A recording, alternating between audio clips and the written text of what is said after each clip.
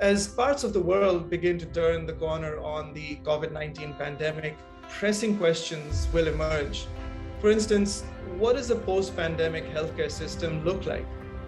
Join our Voices Project dialogue as we take a weekly look at multilateral perspectives, examine the vulnerabilities and opportunities in new policy innovation and reform that COVID-19 in its own way has highlighted. Over the course of the next few weeks and months, policymakers, healthcare providers, academics, and those with stories to tell will come together with representatives from industry, patient associations, and multilateral bodies to examine critical issues facing our region today. And who knows, maybe we'll trigger a new idea, an opportunity that can change things for the better. It really just starts with that one single spark. I'm Rohit Sehgal, Chief Strategist at the Voices Project, a multilateral advisory based here in Singapore, and I'm joined today by Tiki Pengestu, Visiting Professor, Yong Lu Lin School of Medicine at the National University of Singapore, and Ananta Seth, Manager at the Asia Pacific Immunization Coalition. First of all, I just have to say just how delighted I am to have both of you on the show. It's something that I've been waiting for the longest time, because I think what we're going to experience in the next few episodes that this is a series of is really understanding what's driving or what's forcing health policies to reconsider its criteria for evaluation and ultimately solution finding. And a lot's been said about the pressures that have been made on, health systems and services, the outlook that data and efficacy and clinical evidence seem to be carrying this lone burden or weight of today's public health burden. Has it been shaken to its core? Vaccinations and preventable chronic diseases, the challenges of aging, degenerative co-morbidities, all are issues that are going to start requiring innovative, collaborative solutions that go far beyond traditional policy design mechanisms. And I think that's what we're going to be focusing on over these next 3 episodes, of which this is the episode 1. As a special 3-part series, we're going to try to break down the challenges of what it is to build multiplex policies, the who, the what, the how, and then try to look at a deep dive into a specifically challenging category, one that we've touched upon in the show before on HPV. It's a stubborn vaccine preventable disease that could well deserve a fresh new look at eradication strategies in this region. Ultimately, we're going to try to look at deriving some consensus who can basically form some sort of a sense out of this giant jigsaw puzzle. So with that, let's get into this, I think, very, very interesting first episode here. And I guess, Prof, if I can open this up to you, what's your take and what's your feeling? Are health policies widening this gap between scientific credibility and health behaviors, or are we going to see some convergence happening down the road? Thank you very much, Rohit. It's a pleasure to be part of this very important and interesting series of conversations.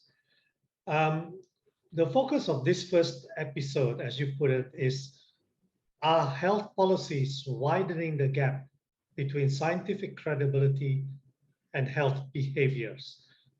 I think it's easy to think or to have the perception that what's happening right now is an illustration of the widening of the gap. But I believe that that is probably unique to what we are facing with the pandemic. But ultimately, I believe there will be a convergence. And perhaps by the 3rd episode, we will see how that convergence will happen. But let me begin by just providing you with an overall umbrella context, if you like. Your question has 2 key operational words: science and behavior.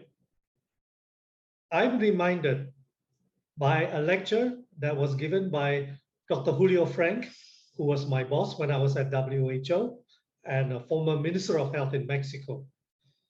And he basically made the very important observation. And the question he asked was, how does science improve health? Okay. And he said it does so in three ways. The first way is the obvious one. Science contributes to new vaccines, new drugs, new diagnostics, new devices, etc. Secondly, science informs policies.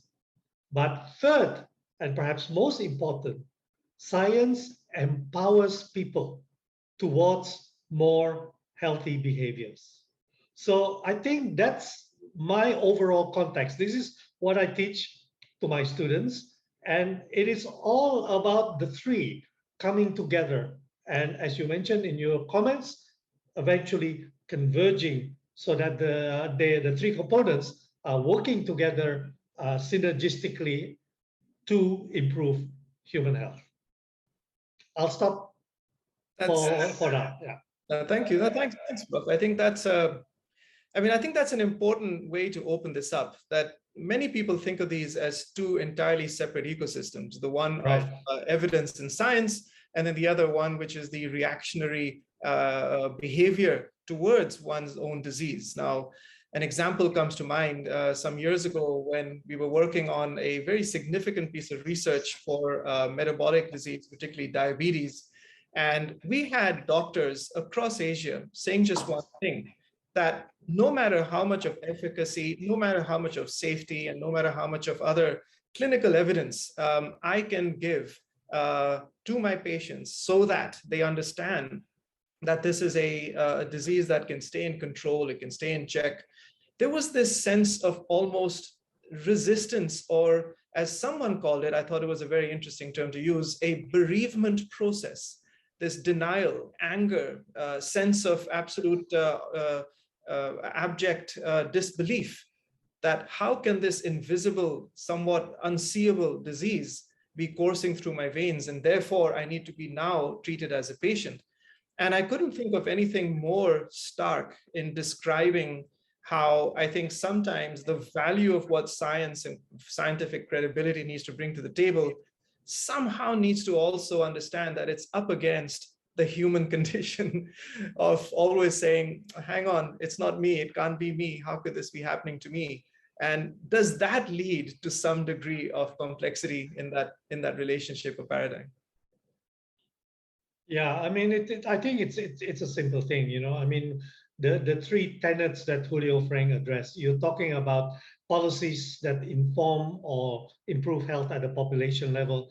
But I think the last point is about, you know, at the individual level, empowering people with the necessary knowledge to promote healthy behaviors at the individual level. Simple things like washing your hands after you go to the toilet, not smoking, practicing safe sex, eating a balanced diet. I mean, that is the value of science in terms of empowering individuals. And that, as your episode rightly summarizes, that's the gap that needs to be sort of addressed, you know, population level policies and individual behavior. Because at the end of the day, health is about human behavior. It's as simple as that. Very true, very true. Now, minding the gap is actually a very interesting car racing term, and it's how many famous race car drivers have found their way to all their wins, and that is you have to spot that gap. Now, Ananta, if I switched over to you and asked in that context, what do we think is really in that sense, what has COVID and this pandemic changed, if in any way, this approachability of health and treatment? So we've just talked a bit about how we can identify certain, I guess, extent of the gap. But at the same time, do you see in the last year and a half, that it's actually in a way helped approachability in how one treats one's health and treatment? Or do you think that there's been a further growing of that accessibility gap? Thanks, firstly, Rohit, for inviting me to the broadcast and the discussion so far on minding the gap between science and policy. In terms of approachability of COVID-19 treatment or health system so far, there has definitely been a growing awareness of both the value of vaccines and of course, the value of vaccine in saving lives, but at the same time, there has been vast amounts of disinformation about the vaccine. So in both senses, I think the world over the course of the last year and a half or 2 years has realized the importance of a vaccines for preventable diseases. But at the same time, there has been a growing movement against vaccines, and this does affect health-seeking behaviors as well. So we, for instance, we did a study on collaboratively with EDK Consulting, which was based on interviews with vaccine policy experts from India, Indonesia, and the Philippines. And the kind of overwhelming sentiment that we got from these policy experts was that what COVID-19 has done is that it's exposed a low health communication capacity and a lot of lack of coordinated efforts across government ministries. For instance, so one of the largest gaps in resource-constrained economies is coordinating communications across regional and national governments, and due to the vast kind of geographical and language diversity in countries like India and Indonesia, for instance, vaccine communication guidelines were not always sufficiently tailored to local sensitivities. And so these countries, along with a lack of coordination, have a lack of health system capacity, which also translated to healthcare workers not receiving adequate training to counter the tide of anti-vaccination narratives. And of course, another problem was that these governments did not consult or embed behavioral science experts in their process. So there's just a lack of specialized behavioral teams to provide insights to government bodies on crafting key messages that focus on empathy and building trust at the local level. You know, that's absolutely fascinating, because in a way that's sort of the crux of this whole sort of program, in a way that so much is being said about what this pandemic has exposed. And I mean, my sense is that, well, that's not all bad. I mean, these sort of fractures under the surface were always there. It took something like this pandemic to expose them for what they are. And if you think of it as you've described it, it's a mix of what, let's say, healthcare services or health service providers are able to bring. And look, I mean, it's not easy. Lack of resources, lack of access, lack of training, that level of disruption that became even more sort of clear, you know, as this last year and a half has sort of come out.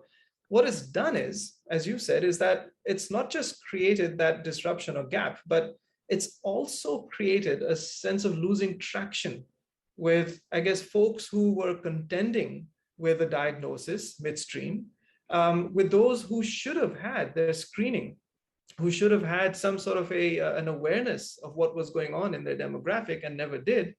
And it's almost as if that's led to this sense of like the engine went on idle for a little too long, both from a health service provider perspective, for no fault, no issues. I mean, here they were trying to sort of contend with one of the biggest, you know, health disruptions that we have seen in our generation and more.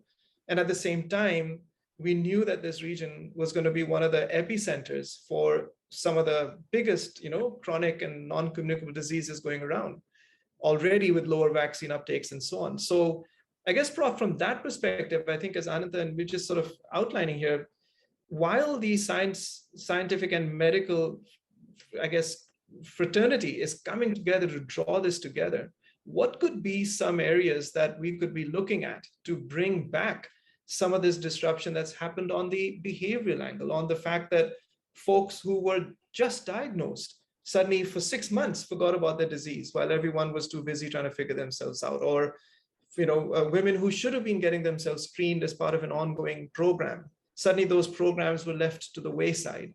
How do we sort of look at that as a way that would sort of show the risk that carries when these sort of two ends don't sort of come together as enough as they should? Yeah, I think that's an important point, and it's also a big challenge, obviously. Okay, because I think the medical scientific community, as you've already outlined, is always emphasizing evidence, research, data, etc., etc. Whereas a lot of the decisions at the personal level is behavioral and, importantly, importantly, it's also emotional, right? So in order to bridge the gap, you really need to have sort of an equal level of representation between, sociologists, behavioral scientists, psychologists, as well as the medical community. I think there is, from what I've seen in many different countries, in the specific context of overcoming vaccine hesitancy, that's really about changing the behavior of those who are not anti-vaccine, but who are not certain, okay? So that required almost uniformly a quite personal approach to address, what are your concerns? Tell me about it. And, really being very empathic about listening to these people about their concerns, which is not just about risk, about safety, but about sort of sometimes even religious concerns, as we saw in Malaysia and Indonesia. In fact, in Malaysia, a survey said one of the main reasons for refusal are actually religious concerns. Okay, that was done by Professor Zulkifli Ismail in Malaysia just last year.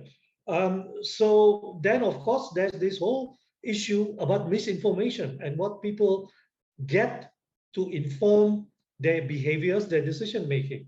So it's a complex challenge that requires almost a personalized approach towards how you would overcome it.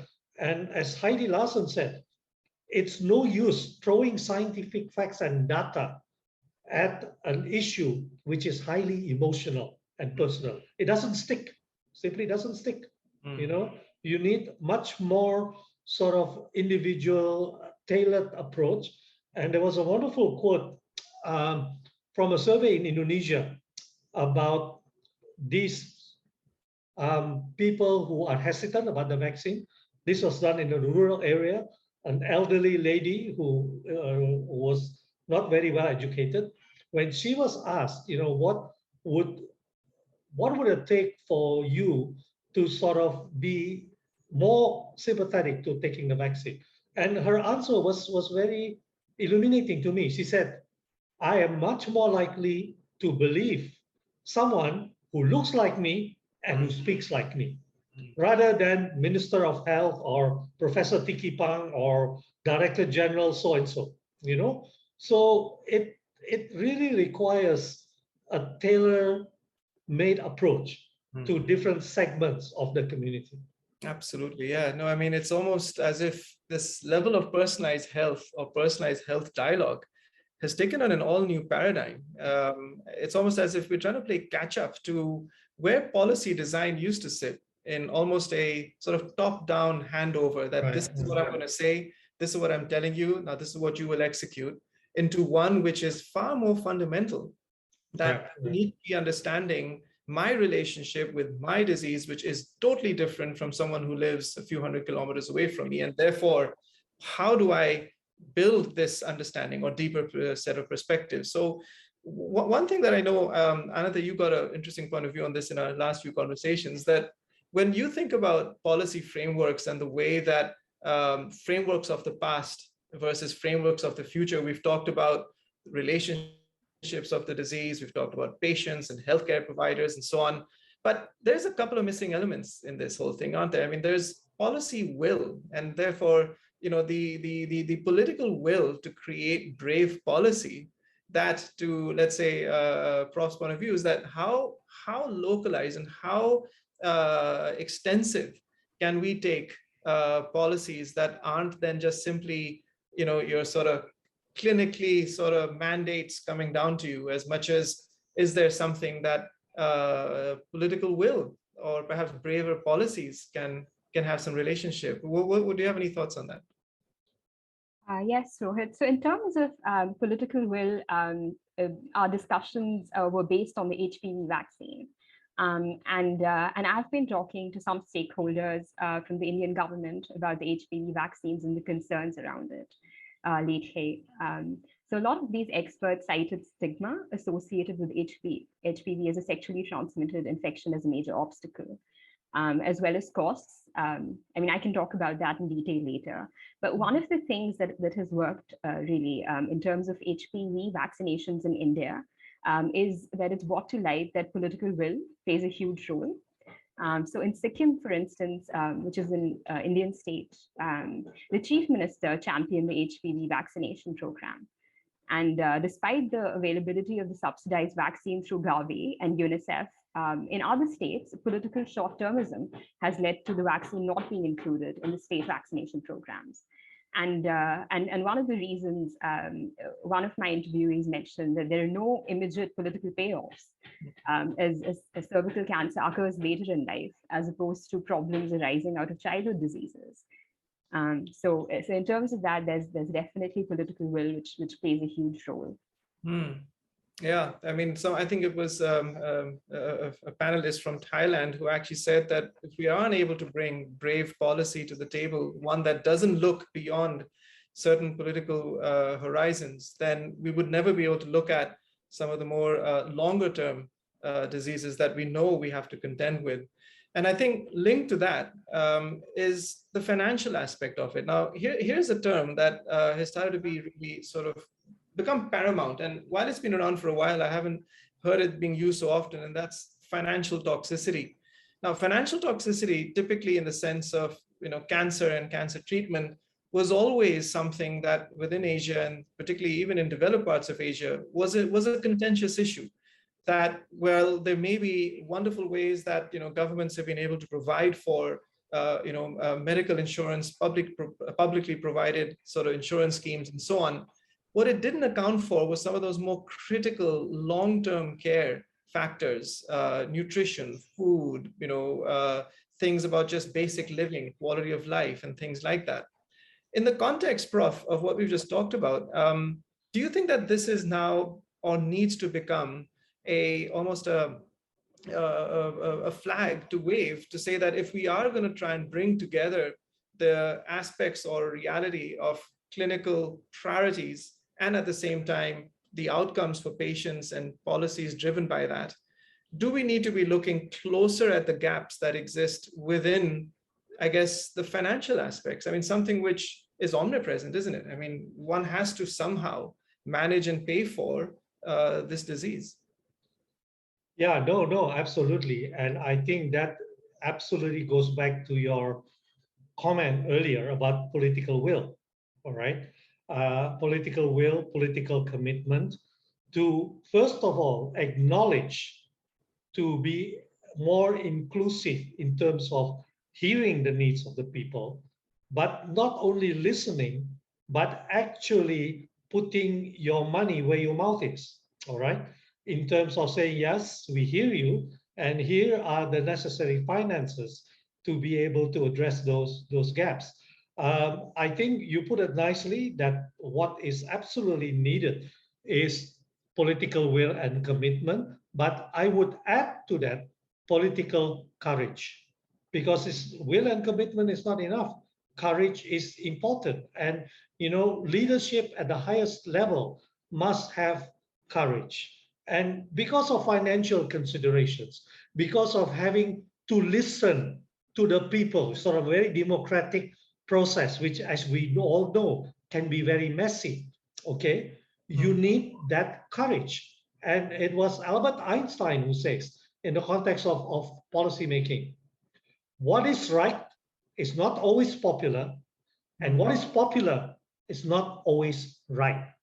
So you need leaders who are willing to stick their neck out instead of just playing it safe and then bumbling along and saying, let's see, the standard phrase is, oh, we need more research, we need more data, we need more information. That's a cop-out when you're looking at an emergency situation like what we are facing right now.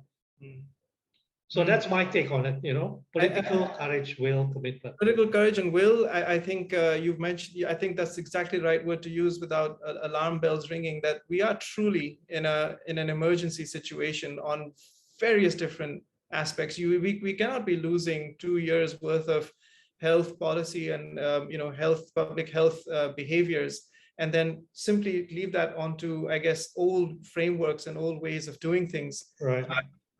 I think there's also something that's been coming out from various different corridors around not just WHO, but I think just different funders and donor agencies that, how are we able to think about the very resourcing and structural issues of health service providers today? And just as we talked about financial aspects, just as we've talked about building behavioral science and brave policies, one of the areas that is critical is the fact that it is still a very siloed and fragmented way of serving disease, I was going to say, but more about serving a patient population.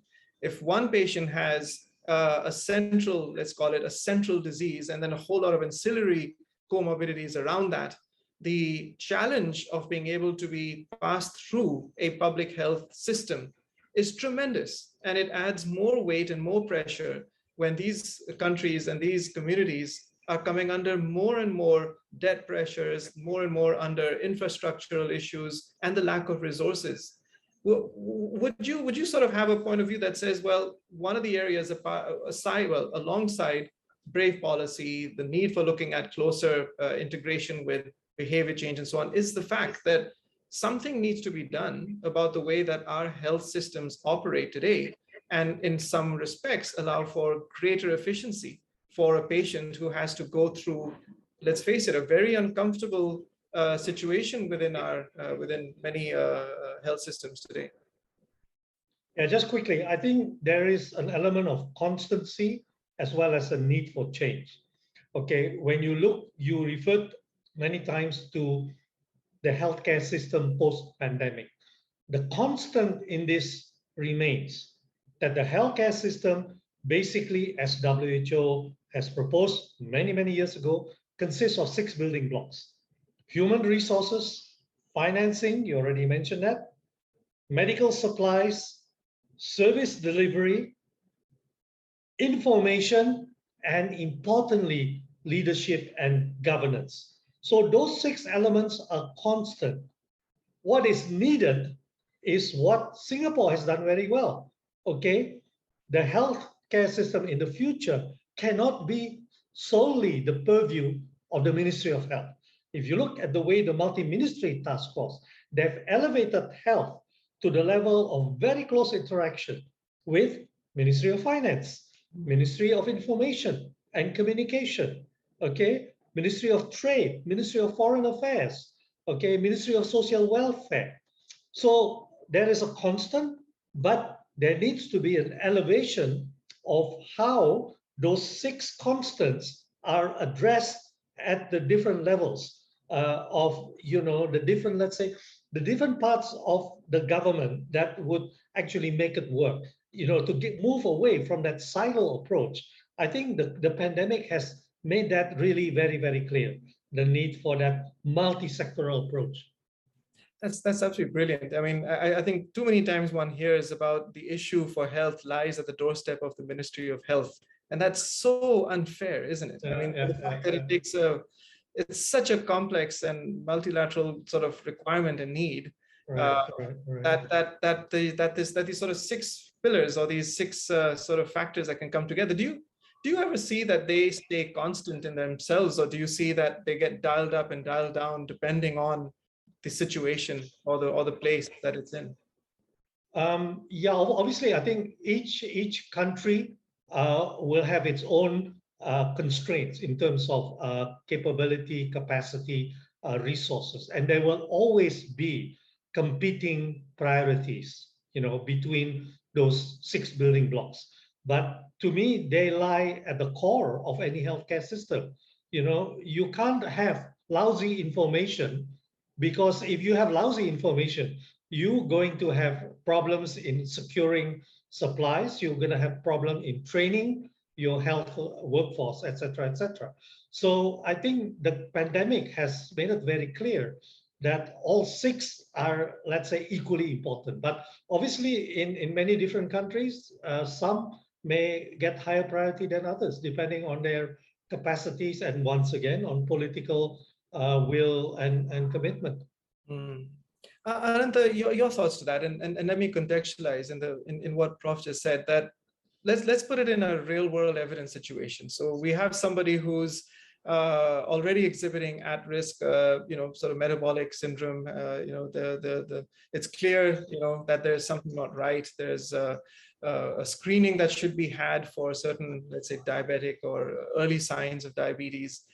The access, the physicality of going to the hospital, being able to get the right screening, to get the right diagnosis after that, the multiple visits to the hospital that are then involved, the blood test, all of that then goes into it. And then fundamentally living with the disease as best as they can.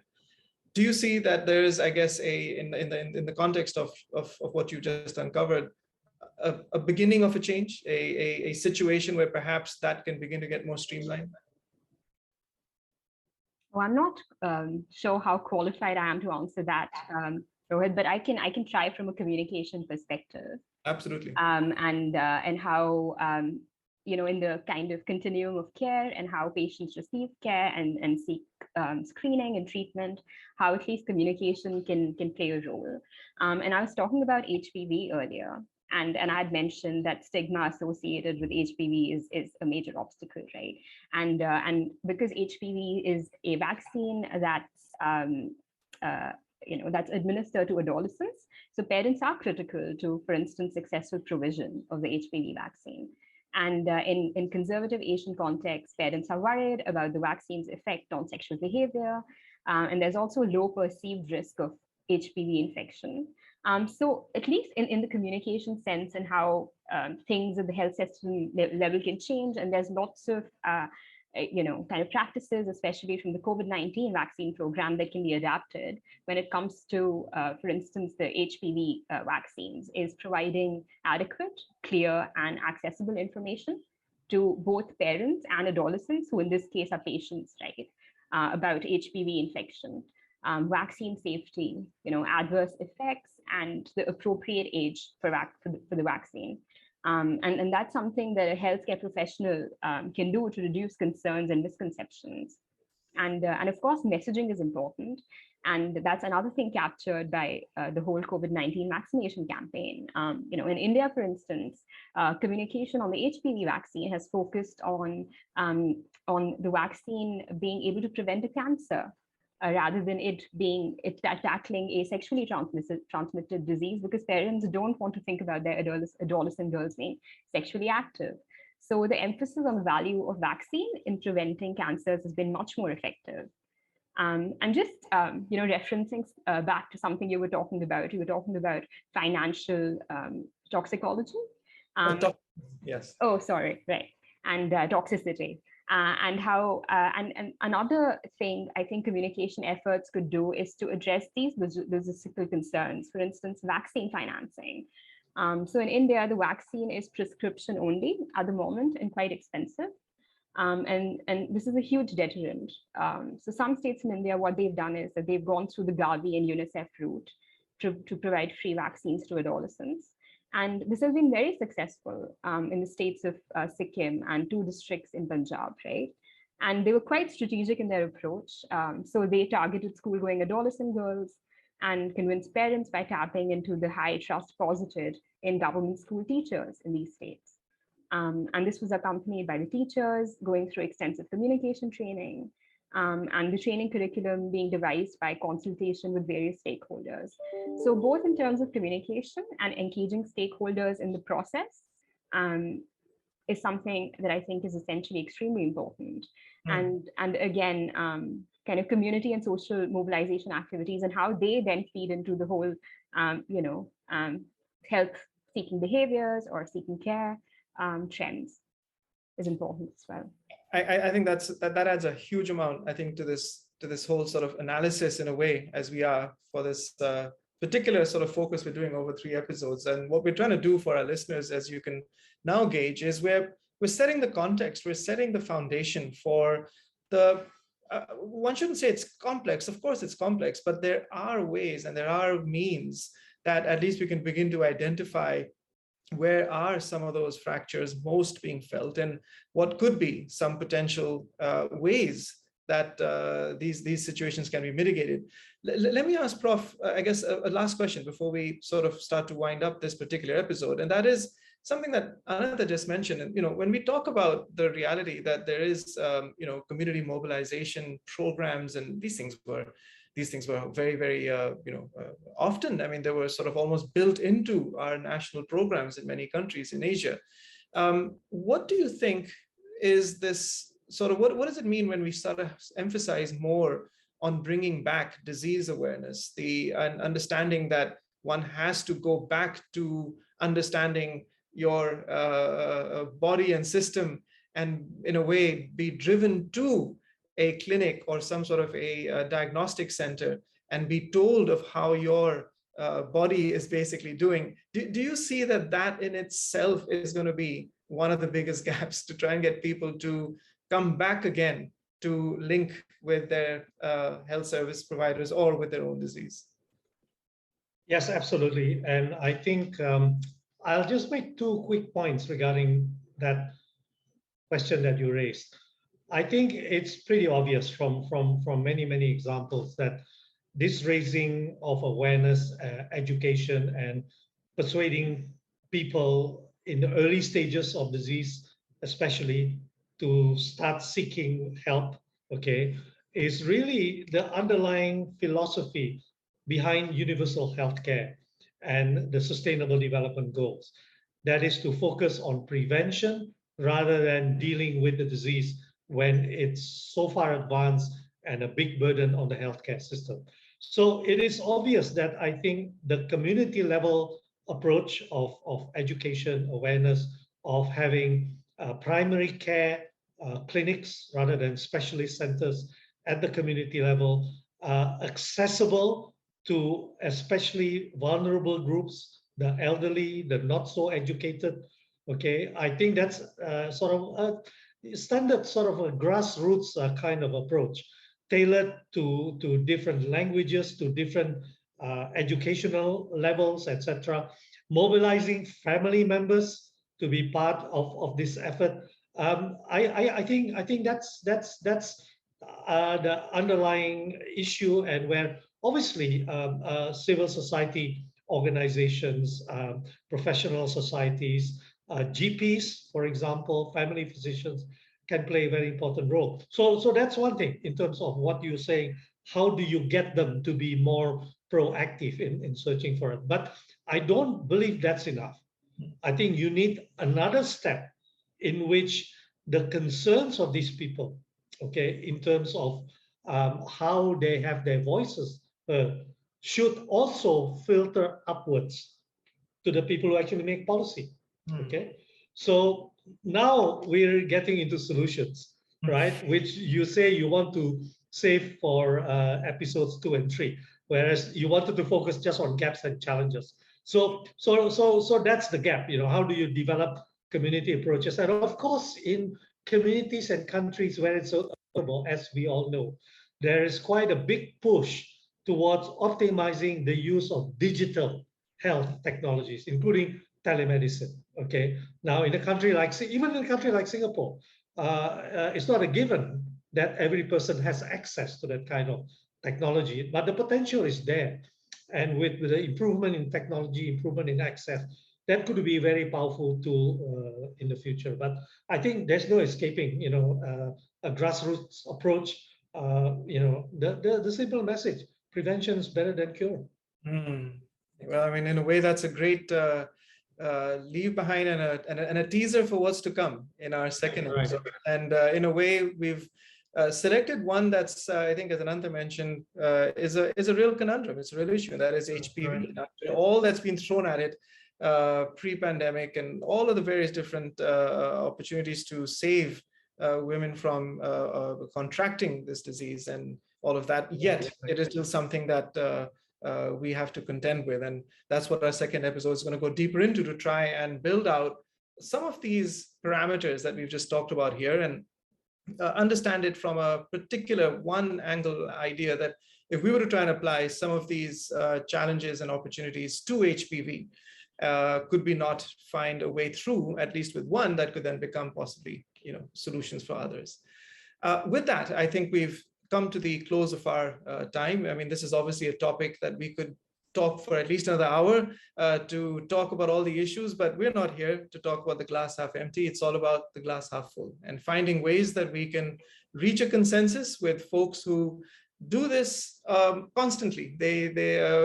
People like Prof. Tiki and Ananta are living this and fulfilling, I guess, a lot of the issues that we face every day. And I want to thank you both again so much for making this time.